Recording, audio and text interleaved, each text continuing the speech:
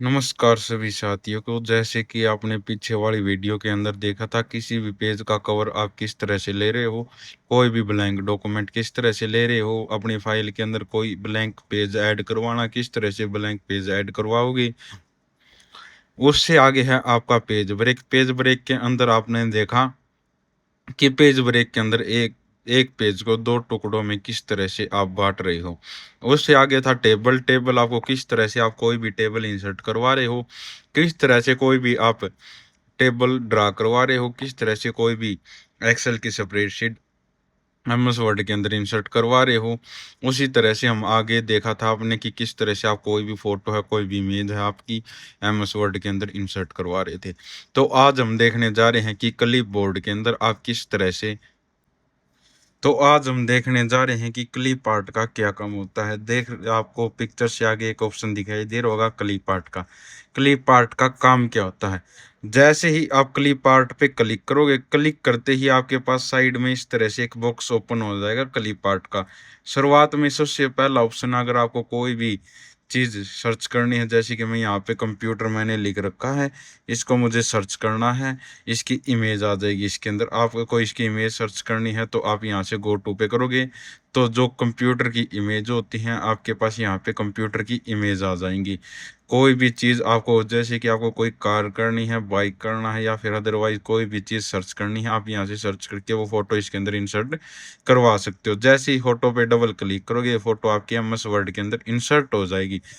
इससे आगे होती है जैसे कि आपको इस इमेज को कितनी बड़ी करना, कितनी भी छोटी करना। एक जगह से दूसरी जगह पे मूव करवाने के लिए आपको पता कि टेक्स्ट रैपिंग का प्रयोग करोगे। टेक्स्ट रैपिंग पे जैसे ही क्लिक करोगे, क्लिक करते ही यहाँ पे इस तरह से in the front of text आ जाएगा। जैसे इस पे क्लिक करोगे, क्लिक करते ही फोटो को कहीं पे भी आपको मूव करवाना, वहां पे आप मूव करवा सकते हो। आपने देखा कि आप किस तरह से क्लिप आर्ट का यूज कर रहे हो, किस तरह से कोई भी इमेज आपको यहाँ पे लेके आनी है। सर्च बार में सर्च करोगे, सर्च करते ही आपकी इमेज आपके कंप्यूटर के ऊपर डबल क्लिक करके जो भी इमेज आपको यहाँ पे रखनी है वो इमेज आप यहाँ पे रख सकते हो। उससे आगे आ जाते हैं हम यहाँ पे सेव पे। सेव पे जैसे ही आप क्लिक करोगे, इसको एक बार यहाँ से डिलीट करवा लेते हैं। जैसे ही कैंसिल का बटन, कैंसिल को डिलीट कर देते हैं। उससे आगे है सेव। सेव पे जैसे ही आप क्लिक करोगे, क्लिक करते ही यहाँ पे आपको सेव दिखाई देगी। सबसे पहली जो सेव है ये है टेक्स्ट बॉक्स की। टेक्स्ट बॉक्स का क्या काम क्या होता है। जैसे ही आप इस सेव पे क्लिक करोगे, क्लिक करते ही यहाँ पे जहाँ पे भी आपको टेक्स्ट बॉक्स लिखना है वहाँ पे इस तरह से टेक्स्ट बॉक्स आप बना सकते हो। इसके अंदर मैं ABC टाइप करवा लेता हूँ। अगर मुझे इस शेप का कलर चेंज करना है तो मैं यहाँ से इसका कलर चेंज कर सकता हूँ। जो भी आपको कलर चाहिए वो आप इसका कलर चेंज करवा सकते हो। अगर आपको इसके अंदर फिल करवाना है, यहाँ से आप कोई भी कलर फिल करवाना, आप कलर फिल करवा सकते हो। अगर इसकी आउटलाइन अगर आपको चाहिए, इसकी आउटलाइन आप यहाँ से ले सकते हो। चेंज शेप, अगर इस शेप को आप चेंज करना चाहते हो तो यहाँ से आप शेप को चेंज कर सकते हो। उससे आगे होता है आपका यहाँ पे टेक्स्ट डायरेक्शन लिखा हुआ दिखाई दे दे रहा होगा। जैसे इस पे क्लिक करोगे, क्लिक करते इसकी जो टेक्स्ट की डायरेक्शन है इस तरह से चेंज हो जाएगी। ये था जी आपका कोई भी शेप अगर आपको इंसर्ट करवानी है, आप वहाँ यहाँ से अपनी शेप को इंसर्ट करवा सकते हो। अगर इसके इफेक्ट आपको इस तरह से दिखाई देने हैं किसी भी इमेज के, तो आप इस तरह से इस इमेज के इफेक्ट दिखा सकते हो। उससे आगे आ जाते हैं इंसर्ट के अंदर। फिर से इंसर्ट के अंदर आपने देखा कि शेप का सबसे पहला ऑप्शन था टेक्स्ट बॉक्स का। टेक्स्ट बॉक्स के बाद आ जाते हम यहाँ पे क्लिक कर लेते हैं, एक रेक्टेंगल शेप ले लेते हैं। रेक्टेंगल शेप को इस तरह से यहाँ पे ड्रा करवा लेते हैं। जैसे ही रेक्टेंगल शेप ड्रा हो जाएगी हमारी, और हम इसको इस तरह से इंसर्ट करवा लेंगे। इसका हम यहाँ से कलर फिल करवा लेंगे, ये वाला हम इसका कलर ले लेंगे, और इस शेप को सबसे लास्ट में पेज का जो बॉटम है वहाँ पे हम इंसर्ट करवा लेंगे। फिर आ जाते हैं यहाँ पे, जो हमारा यहाँ पे एक पॉइंट, आपको ये पॉइंट पॉइंट दिखाई दे रहे होंगे एडिट शेप का। एडिट शेप के अंदर जैसे ही आप क्लिक करोगे, हम एक बार फिर से शेप के अंदर आ जाते हैं, इंसर्ट के अंदर। इंसर्ट के अंदर शेप फॉर्मेट, और शेप फॉर्मेट के अंदर एडिट पॉइंट।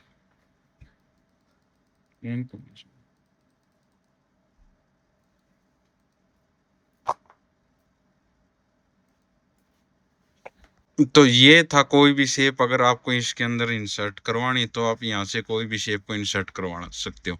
अब हम यहाँ से ले लेते हैं एक बार new page. New page control N हम प्रेस करेंगे कीबोर्ड से। कंट्रोल एंड प्रेस करके हमें यहाँ से न्यू पेज ले लेंगे। वापस ये आ जाएंगे इंसर्ट टैब के अंदर। इंसर्ट टैब के अंदर जैसे ही आते हैं हम यहाँ पे आपको दिखाई देंगे दो ऑप्शन। आपने देखा कि पिक्चर्स किस तरह से इंसर्ट करवाते हो, क्लिप आर्ट का किस तरह से यूज करते हो, शेप का किस तरह से यूज करते हो। अब आ जाते हैं हम स्मार्ट आर्ट। स्मार्ट आर्ट पे जैसे ही आप क्लिक करो, एक क्लिक करते ही आपके पास इस तरह से लिस्ट आ जाएगी। इनका काम होता है कोई भी अगर आपको लिस्ट तैयार करनी है तो आप यहाँ से लिस्ट तैयार करवा सकते हैं। जैसे कि मैं ये वाली लिस्ट ले लेता हूँ, इस पे क्लिक करवा लेता हूँ, ओके। ओके पे जैसे ही करूँगा यहाँ पे मेरे पास ये लिस्ट आ जाएगी। पहला पॉइंट इसके अंदर जो भी आपको डालना आप यहाँ से पॉइंट डाल सकते हो। जैसे कि मैं पहला पॉइंट यहाँ से डाल लेता हूँ नोटपैड।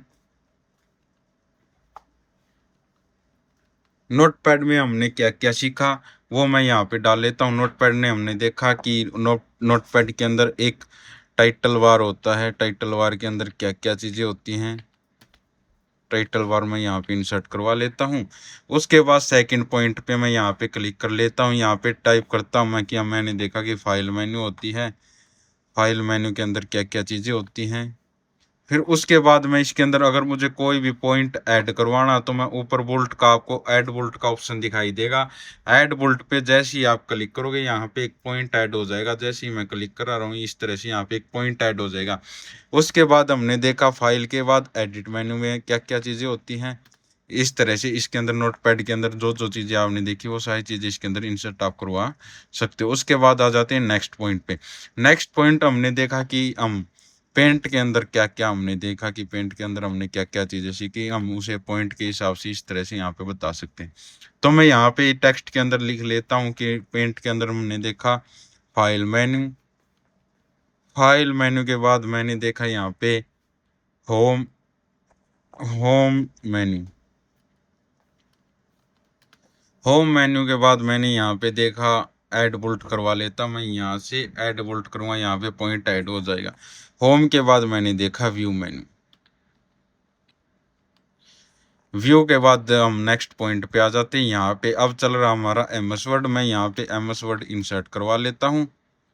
एमएस वर्ड के अंदर हमने अब तक क्या क्या देखी वो चीज़ इसके अंदर देख लेते हैं। एमएस वर्ड के अंदर हमने देखा कि होम होम के अंदर क्या क्या चीज़ें होती हैं। होम के अंदर किस तरह से आप कोई भी चीज़ इंसर्ट करवा रहे हो, कोई भी टेक्स्ट को एडिट करवा रहे हो। होम के बाद हम अब आ गए हैं इंसर्ट टैब पे।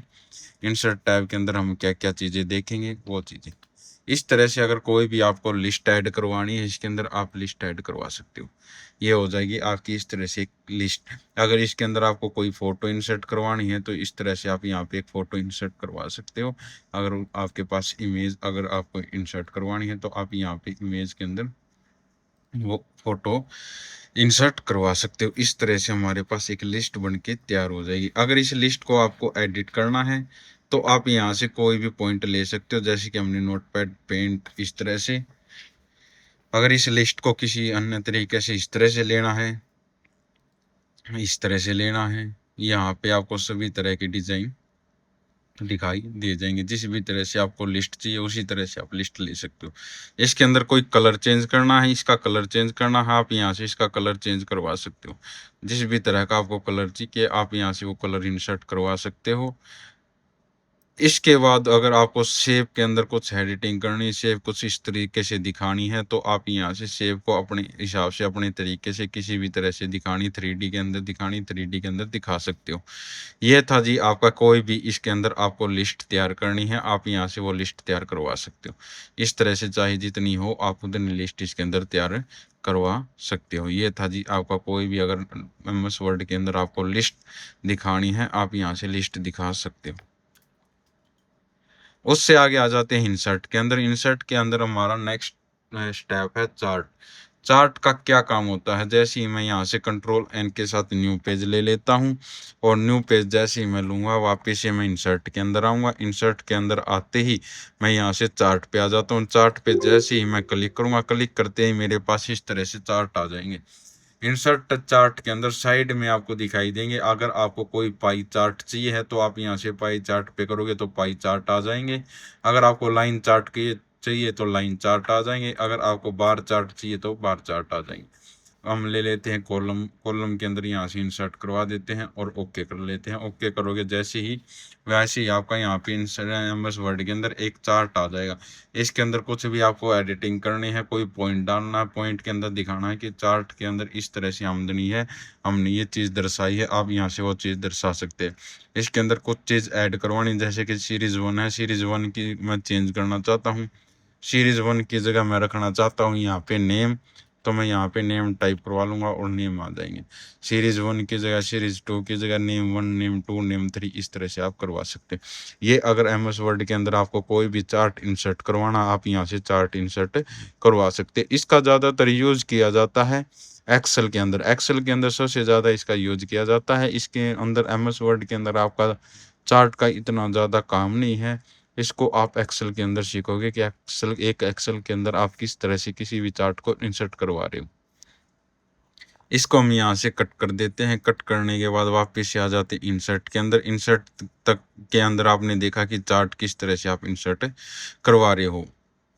आज के लिए इतना काफ़ी है, बाकी आने वाली वीडियो में हम देखेंगे लिंक्स का, हाइपर लिंक्स का क्या काम होता है, बुकमार्क का काम क्या होता है, रेफरेंस का काम क्या होता है। आज के लिए धन्यवाद आप सभी।